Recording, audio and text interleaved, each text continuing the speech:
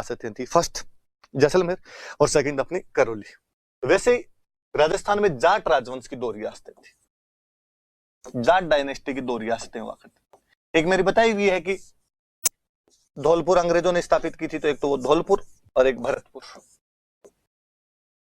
याद रख लेना, सिंपल सा। मुझे याद है एक बार किसी एग्जाम में क्वेश्चन पूछा हुआ है कि राजस्थान में जाट रियासतें कौन कौन सी हुआ करती थी, तो एक भरतपुर है और एक धौलपुर है। पढ़ते हैं हम क्या परिस्थितियां थी। धौलपुर की तो कोई हिस्ट्री है नहीं ज्यादा, अंग्रेजों की बनाई हुई रियासत थी, तो थोड़ा सा हम पढ़ लेंगे। भरतपुर की हिस्ट्री है तो उसके बारे में हम पढ़ते हैं। मुगल बादशाह औरंगजेब का समय, दिल्ली के नजदीक का प्रदेश, दिल्ली आगरा दोनों के एकदम पास में पड़े, इधर से भरतपुर, तो मुगलों के नियंत्रण वाला प्रदेश हुआ करता था। कि दिल्ली के आसपास का तो जो भी इलाका, दिल्ली आगरा उनके मुख्य केंद्र थे, इनके आसपास का इलाका उनके प्रत्यक्ष नियंत्रण के अंदर रहा करता था। पर मैंने एक बार पहले भी बताया था कि औरंगजेब जब अपने अंतिम समय के अंदर धार्मिक नीतियां कट्टर कर देता है, तो उस समय खूब सारे हिंदुओं ने उसके खिलाफ विद्रोह करने शुरू कर दिए थे, जिनमें हम साउथ इंडिया में शिवाजी को पढ़ते हैं, राजस्थान के अंदर हम राज सिंह और दुर्गादास राठौड़ को पढ़ते हैं। उधर सिख हिंदुओं की एक ब्रांच है, जो सिख थे वो उधर विद्रोह करने पर उतारू हो गए थे। और इधर जाट, ये मथुरा से आगरा वाला इलाका, भरतपुर वाला इलाका, ये पूरा जाट लैंड था। यहां पे जाटों के खूब सारे गांव हुआ करते थे। पश्चिमी उत्तर प्रदेश, राजस्थान के टच करता हुआ अपने जो भाग है, वो किसान थे ज्यादातर जो लोग थे। औरंगजेब की धार्मिक नीतियां तो कट्टर हुई। औरंगजेब ने इस समय किसानों पे टैक्स और बढ़ा दिए। एक नॉर्मल टाइम में तो क्या होता है, कोई राजा टैक्स बढ़ाता है तो जनता में इस बात का विद्रोह हो सकता है अंदर ही अंदर, क्या टैक्स क्यों बढ़ा दिए, लूट रहा है फलान ढिंकड़, ऐसा कुछ हो सकता है। पर अब लोगों में डबल असर हुआ और लोगों को लगा कि औरंगजेब टैक्स इसलिए बढ़ा रहा है ताकि हिंदुओं को तंग किया जा सके और ये हिंदुओं को लूटना चाहता है। इस वजह से क्षेत्र में अलग अलग विद्रोह होने शुरू हो गए।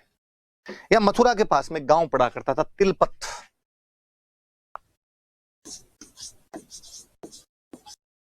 और वहां के एक जाट जमींदार थे गोकुला। तिलपत गांव था, वहां के एक जाट जमींदार हुआ करते थे गोकुला। 1669 में गोकुला औरंगजेब के खिलाफ विद्रोह कर देता और उसने उस क्षेत्र के अंदर जितने बाकी जातियां भी थी, गुर्जर थे, मीणा थे, अहीर थे, सबको इस बात के लिए प्रोत्साहित किया कि औरंगजेब को टैक्स देना बंद कर दो। इन लोगों ने औरंगजेब को टैक्स देना बंद कर दिया। बादशाह इस बात को तो कैसे सहन करता कि उसकी राजधानी के ठीक निकट में लोग इतना बड़ा विद्रोह कर दे कि टैक्स देना बंद कर दे। औरंगजेब शक्तिशाली राजा था, गोकुला को गिरफ्तार कर लेता है और गोकुला को गिरफ्तार करके औरंगजेब के सामने लेकर गए। औरंगजेब ने कहा कि यदि इस्लाम कबूल कर ले तब तो छोड़ दिया जाएगा, वरना मार दिया जाएगा। उस व्यक्ति ने करना, धर्म कैसे चेंज किया जा सकता है? ये मैं नहीं कर सकता, जो करना हो तेरे को वो कर ले। कहते हैं औरंगजेब ने उसके एक एक अंग को कटवा कटवा के अलग अलग जगह फेंकवा दिया था। बड़े बेरहमी से गोकुला का कत्ल किया गया था। और औरंगजेब ने एक गोकुला का कत्ल नहीं किया, ऐसे कई कत्ल औरंगजेब ने और करवाए थे। हम पढ़ते हैं कि गुरु गोविंद सिंह जी के 2 बेटों को दीवार में जिंदा चुनवा दिया गया था। शिवाजी के बेटे संभाजी को बहुत बुरी तरीके से कत्ल किया गया था। ऐसे गोकुला का बहुत बुरी तरीके से कत्ल किया गया। उस बंदे को ब्रूटली, नृशंसता पूर्वक मारा गया था, हत्या की गई थी। पर वो वीर इस बात से अडिग नहीं हुआ कि मैं धर्म परिवर्तन नहीं करूंगा। वो अपनी बात पर टिका रहा कि नहीं, वैल्यूज नाम की कोई चीज होती है, ऐसे थोड़ी है कि इस लोभ लालच के अंदर भी आया जाए और धर्म चेंज कर लिया जाए। गोकुला को शहीद कर दिया गया, लेकिन वो चिंगारी जो गोकुला जगा के गए थे वो अब मिटने वाली थी नहीं। गोकुला की इस निर्दयतापूर्वक हत्या ने इस क्षेत्र के जाटों को और ज्यादा उद्वेलित कर दिया और उनको लगा यार, मतलब तुम हमारे मंदिर तोड़ो, तुम हमारे पे टैक्स बढ़ाओ और हम विरोध करें तो तुम कहो कि धर्म चेंज कर लो, और धर्म चेंज नहीं करे तो उस आदमी को तुम इतने निर्दयतापूर्वक मरवा दो। बंधे हुए आदमी को तो कोई कैसे ही मार सकता है। इस बार फिर एक नौजवान सामने आया, भरतपुर में अपने एक गांव पड़ता है सिनसिनी, उस सिनसिनी गांव के एक जाट जमींदार राजा राम ने 1687 में वापस विद्रोह कर दिया। और यह तो क्या शानदार विद्रोह था, मतलब विद्रोह ही नहीं किया। सिनसिनी के राजा राम विद्रोह करते हैं। आगरा के पास में एक जगह पड़ती है सिकंदरा, वहां सिकंदरा में अकबर का मकबरा था, अकबर टूम, अकबर का मकबरा हुआ करता था। आगरा के पास में सिकंदरा नाम की जगह, अपने राजस्थान वाला सिकंदरा नहीं है भाई, आगरा के पास में सिकंदरा, मुगल बादशाह अकबर का मकबरा, मतलब औरंगजेब के परदादा जी का। औरंगजेब के पापा शाहजहां, शाहजहां के पापा जहांगीर, जहांगीर के पापा अकबर। राजा राम ने उस मकबरे को खोद दिया था, अकबर की हड्डियां निकाल के जला दी थी। का दाह संस्कार जरूरी है, अग्नि में जलाया नहीं गया। अकबर भूत बन के घूम रहा है इधर उधर, डेली सपने में आता है कि राजा राम प्लीज कुछ करो यार। और उसके मकबरे में जो भी कहते चांदी के पत्रेन लगाए हुए थे वो सारे उतार के लेके आ गया था राजा राम। आगरा के पास में जाके आप ऐसा कांड कर दो, वाकई बहादुरी का काम है। और वही औरंगजेब जब तक मुगल बादशाह था, मुगल शासन में शक्तियां थी, वो इस बात को सहन नहीं कर सकते थे कि उनके राज्य में, उनकी राजधानी के ठीक पास में ऐसी बातें होने लग जाए। एक बार फिर राजा राम को पकड़कर मार दिया गया था। औरंगजेब के शासनकाल में जाटों के 2 विद्रोह होते हैं। 1669 में तिलपत के गोकुला विद्रोह कर देते हैं। 1687 में अपने भरतपुर के सिनसिनी गांव का राजा राम जाट जो है वो विद्रोह कर देता है। सिकंदरा में अकबर के मकबरे को लूटकर अकबर की हड्डियां जला देता है। कालांतर में इस राजा राम जो है, इनके परिवार के लीनेज के आगे हम राजा बनेंगे, जिनके बारे में हम पढ़ेंगे। इसलिए भरतपुर में जाटों की जो ब्रांच राज किया करती थी वो सिनसिनी गांव की वजह से सिनसिनवार कहलाती थी। यहाँ के जो जाट थे वो सिनसिनवार जाट हो गए, जिन्होंने भरतपुर बाद में भरतपुर में राज किया था। तो 2 विद्रोह याद रखना, ये लिखा हुआ है औरंगजेब के खिलाफ विद्रोह। तो एक तो गोकुला का विद्रोह है और एक आपके राजा राम का विद्रोह है। ये अकबर का मकबरा बहुत सुंदर सा, जो अकबर का मकबरा बना हुआ है, ये राजा राम जी लूट लेते हैं। और मकबरे में होता क्या था भाई, दफनाया करते थे व्यक्ति को, उसकी हड्डियां निकाल के जला दी थी। सिकंदरा के अंदर की जगह पड़ती है।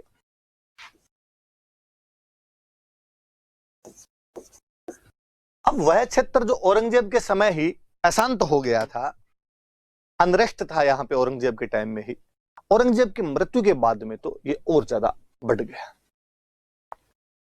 और अब तो औरंगजेब की मृत्यु के बाद जब बेलखने मुगल बादशाह बनने शुरू हुए, तो इस क्षेत्र को इतना अशांत कर दिया गया कि मुगलों की आती जाती फौज को लूट लेना, मुगलों के कोई वो जा रहा हो, आपके अनाज वगैरह जा रहा हो तो उनको लूट लेना। इस बार एक नए सरदार से चूड़ामन, और चूड़ामन ने थोड़ी और शक्तियां बटोरी और किला बनवा लिया था थूण। भरतपुर में अपने जगह पड़ती है थूण नाम की, यहां पर किले का निर्माण करवा लिया था। मुगलों को टैक्स वगैरह देना तो बंद ही कर दिया और पूरी तरीके से इस इलाके को कब्जा कर लिया और थूण के अंदर किला ही बनवा लिया। किला बनवा लिया इसका मतलब आप शक्तिशाली होते जा रहे हो। अब मुगलों में भी कोई ताकत थी नहीं, उल्टा मुगलों ने चूड़ामन को बुला के कहा कि ठीक है, ये इतना इतना एरिया तुम्हारा, लूटपाट मत किया कर यार, अपने थोड़ा सा ये तो ध्यान रख लिया कर। पर बंदा मानने वाला था नहीं, बंदे ने कहा नहीं, ये तो जारी रहेगी अपनी। चूड़ामन की जब मृत्यु होती है, चूड़ामन की मृत्यु के बाद में लफड़ा हुआ यहाँ पे। चूड़ामन की मृत्यु के बाद में 2 बंदे भरतपुर के अंदर लड़ लिए। एक बंदे का नाम था मोहकम सिंह कि भाई अब अगला सरदार कौन बने, एक बंदे का नाम था बदन सिंह। इन दोनों में आपस में लड़ाई हो गई, आपस में फूट पड़ गई कि यार अगला राजा कौन बनेगा। मोहम्मद शाह रंगीला मुगल बादशाह हुआ करता था। बातें याद आ जानी चाहिए आपके खुद की। अब